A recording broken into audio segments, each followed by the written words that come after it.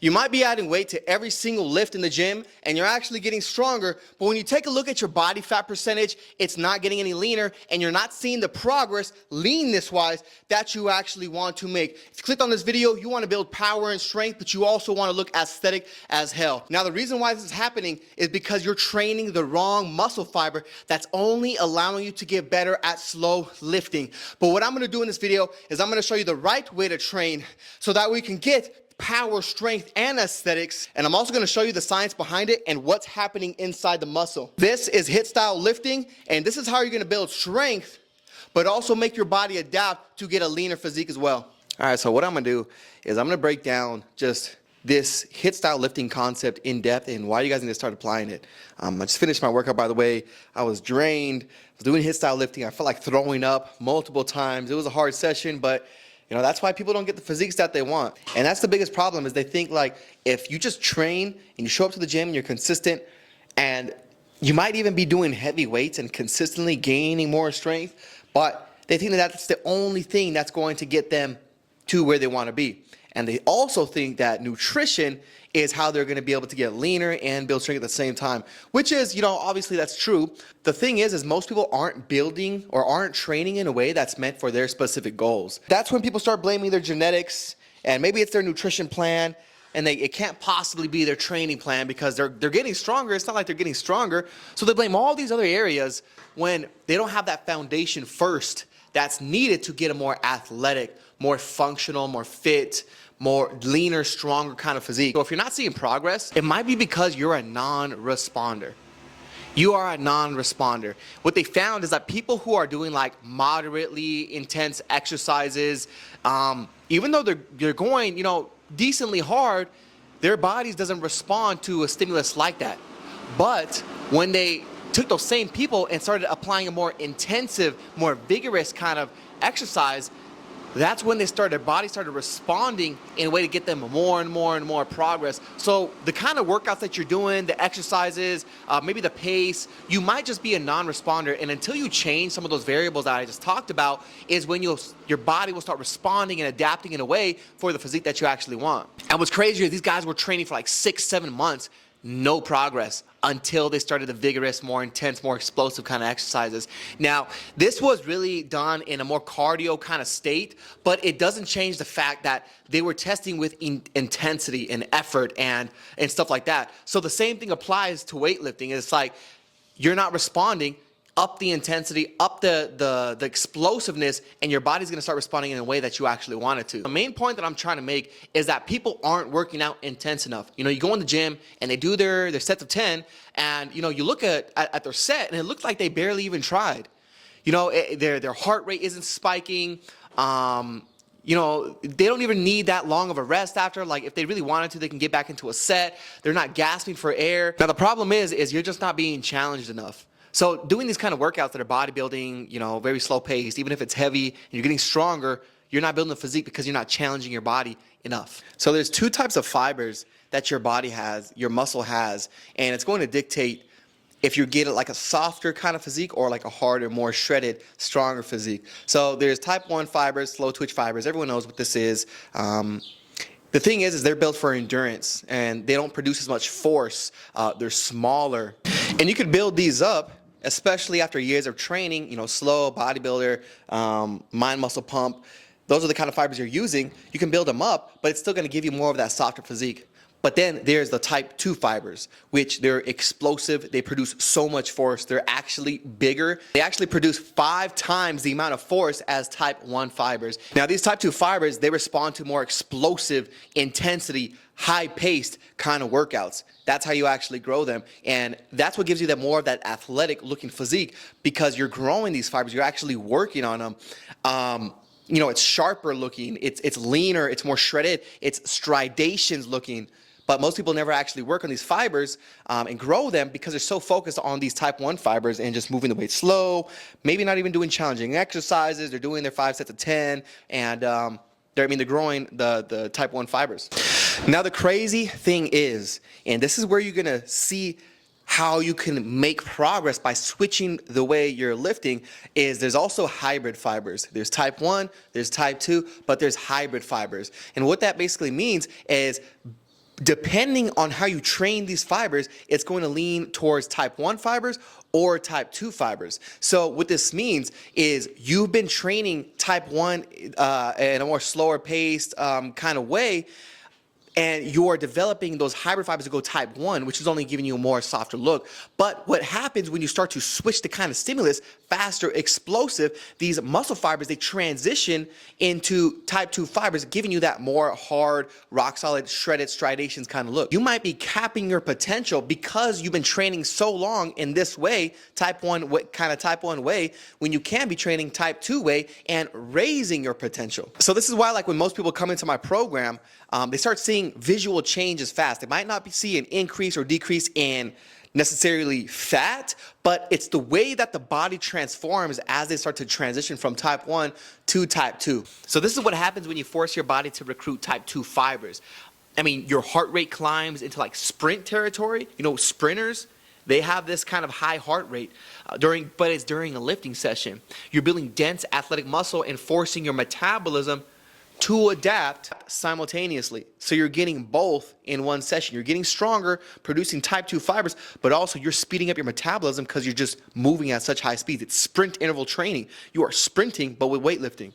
When you're training explosively, fast, very high paced, your body produces a hormone called IGF-1, and it's local IGF-1. IGF-1 is essential for muscle growth. It's essential. And what's crazy, it's directly proportional to how hard you train. So if you're training like a decent intensity, you're getting a decent amount of IGF-1. But if you're training explosively, high-paced, explosive, heavy as hell, you are maxing out these IGF-1 hormones that are meant to build more muscle. The more IGF-1 you produce in your body because of these explosive workouts, they actually end up binding to satellite cell receptors that catch this hormone, and basically has something to do with like nuclei, and it gives it to your muscle. But after that whole process is done, it raises your capacity to build more muscle. So you're basically improving your natural genetic limit, not genetics, but you're improving the capacity to build more muscle. So that just means that your muscle is now able and more capable to grow bigger than it ever was before. But when people aren't training intense, they're training, you know, moderately intense, or maybe not at all, these stem cells, they never get woken up because there's just not enough IG1 producing in the body. And what that does is when the body's repairing itself, it doesn't improve that capacity. So instead of of actually growing like it's supposed to, you know, you build muscle, you get sore, and it grows back stronger. Instead of it doing that, you just return to baseline levels. So your muscles never actually grow, and then you're just wasting years of hard training, or that you think is hard training, moderate training. You're wasting years of that time just to go back to baseline levels. And this is the reason why people see no progress. Now, what is even better is that these results compound over time. So when you go through the whole process of the IG1, it connects to the satellite cells, it gives a nuclei to your muscle. This kind of process, it stays in place permanently. So over time, you keep training intensively, which is what I've been doing for 12 years. This just keeps raising your capacity to build more and more and more in muscle. So people think on steroids and peptides and stuff like that, but I've just been doing and following a method that raises my capacity, while most people, they train and they just return back to baseline levels, never actually improving their physique after years of freaking training. Now, with that in mind, compound movements are going to be your best friend with HIIT style lifting, because it drives so much stimulus, because you're using so many different muscles to perform the exercise. It causes so much stress on the muscle. So you also got to be doing like the compound movements that you are struggling to do. So for example, like I might be able to bench press like crazy or do hip thrusts, and my heart rate might not get that high, but the moment that I start, which by the way, I'm doing hip thrusts to improve my glutes, to improve injuries, and that way I can push harder on my leg days. The ones that do affect me, the compound movements that do affect me, and they're hard to do, again, choose the compound movements you're struggling with that you don't want to do. My heart rate skyrockets. You know, I'm only doing a 25 pound on the squat. I'm repping it out. Again, it's forceful, it's controlled, it's fast, it's explosive, but you know, my heart rate skyrockets. Now, this is essential because number one, you're improving muscle because of the IGF-1 that we were talking about. But number two, you are severely increasing metabolic function. And your metabolism is ramping up, and it can ramp up for about 48 hours. Now, take that in comparison to what you might be doing in the gym, which is like leg extensions. It's really not that challenging. Even if you're able to go super intense and super hard on them, it's still not challenging. But most people, they're on the leg extension machine doing the little leg curls, and number one, it's not a hard exercise, but number two, they aren't even going intense because they're still following the slow bodybuilder thing. So they never create enough stimulus to create the IGF-1 hormone, increasing capacity, muscle growth, and their metabolic function isn't ramping up to the state it can be. So you might be getting a pump, and you might be feeling the blood, you might have a pump, you might look good for that specific day, but you are going to stay capped at that level until you actually start fatiguing your muscles and stressing your body out so hard that's going to cause and make the body adapt to how you actually want it to. But how do you actually apply this for yourself so you can start getting results without hurting yourself? Because I know people are scared to train in a way like this because it can definitely hurt you 100%. So how do you do this and not hurt yourself? So number one, you gotta pick an exercise that you're already comfortable with. Like you are just so comfortable with this movement. For me, that's bench press. Let's say I'm starting fresh and I wanna learn how to apply this method. That's bench press. The next thing that I would do is I would drop your weight significantly, 100%. I can do 315 pretty easily on the bench press. I would probably start out with maybe something like a plate, maybe plate 25. And what I would focus on at first is really just developing a rhythm and finding that sweet spot, that rhythm spot that's gonna allow you to consistently do reps over and over and over again. Because the way that most people bench is they might unwrap, they come down, they come up, and they have to reset almost. Reset, come down, and come up. You wanna find that rhythm that's going to allow you to constantly, no resetting, but you're just constantly giving it a go. A good example of this is the squat. So when people squat, right? And this is actually one of the biggest things I teach my clients to do when they're in the program because they struggle with the squat specifically. I do too sometimes, but they'll squat and they're not able to push hard and go super, super fast because what they'll do is they'll come down, they'll hinge, they'll come down, they'll come up, and they come way back up here.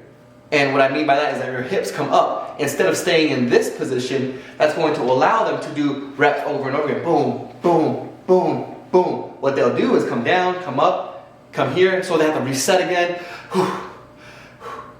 Here, boom, reset again. So you have to find that rhythm. You have to find that rhythm. And it only comes with experience and actually testing this for yourself. So once you find that rhythm, you're gonna start noticing that you're not gonna have to reset, you're able to just push, push, and push, and push. The next thing you wanna focus on is the concentric phase of the lift. So once you got that rhythm, it's all about focusing on concentric. So the press of it. For me, it's the press with the bench press. Press, boom, boom, press, boom, boom. That is the most important part in this way of lifting because that's what's going to allow you to speed up your lifts.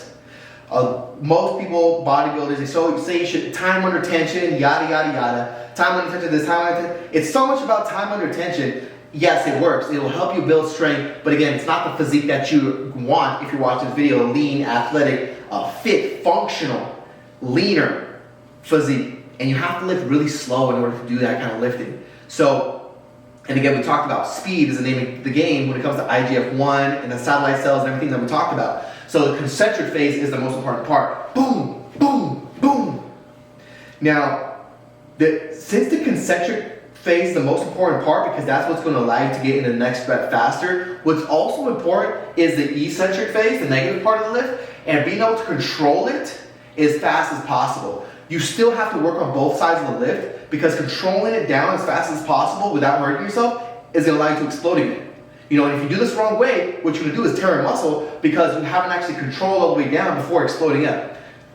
Again, I have mastered the bench press. From years of bench pressing, I've mastered it. So you have to have good form and be really comfortable with the lift. Again, dropping the weight and then focusing on finding that rhythm and then focusing on the concentric phase, but also controlling down as fast as possible as you can. So, and then after that, you just kind of burn out till failure. There'll come a point where this is how you know it's working. When you're in your set and you're doing this concentric phase, boom, boom, boom, boom, boom, it'll be like you're super, super explosive, and you feel like you can do another 10 reps, and then once you go for the next rep, it's like all your strength completely gives out. So it feels like you're giving it 100, and then it just drops to 0 instantly. It's not a gradual kind of thing where it's like when you're slow bodybuilding movements, you're boom, boom, and you kind of know when you're to your last rep. With HIIT style lifting, it goes from 100 to 0 in a freaking instant. From there, you can start focusing on increasing the weight and being able to maintain the speed. Make sure you're trying to gradually increase speed and gradually increase weights over months on end. Don't try to just force this, you bench press week 1, week 2, you're already up 30, 35 pounds and way faster than you've ever done before. That's how you're gonna hurt yourself. You might be blaming genetics. You might be blaming, oh, maybe that guy's on steroids or peptides. It's not. You're just not creating the right stimulus for the kind of physique that you want. You may be a non-responder, and until you start applying the things that I taught in this video, nothing's really gonna change. You're gonna stay in the same cycle, searching for some magical way to get you those results. Maybe you're even thinking about steroids or peptides. Okay, so that's pillar 1, in depth. That's HIIT style lifting. But I also want to let you guys know that I have the other 4 pillars that I use on a consistent basis that's allowed me to consistently make progress. And it's magic when you put all these pillars together and consistently apply them. This is just one aspect of it. But if you want more information about how I structured my exact method, the Uzuri Method, and the 5 pillars, I have a YouTube video. I put the description, I put the bio, the link in the description below so you can watch that. And if you're interested in one-on-one coaching, I also have that in the bio as well. So click that. It's going to book a call with me.